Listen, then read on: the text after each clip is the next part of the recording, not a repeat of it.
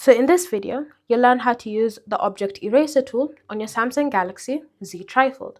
So you're going to begin by opening the Gallery app or the Photos app, and then you're going to find the image that you want to remove an object from.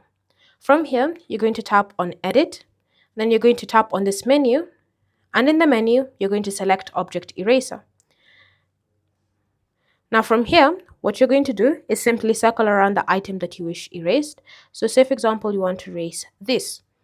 You can see here it's been successfully selected, and all you're going to do is simply select erase. If you don't want something to be selected, or if you've accidentally selected something, you can go ahead and just tap on undo and then try again until you get the exact item that you want to erase.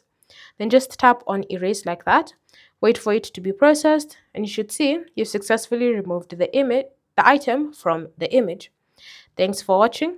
If you have any questions or comments, feel free to leave them down in the comment section below, and I'll see you in the next video.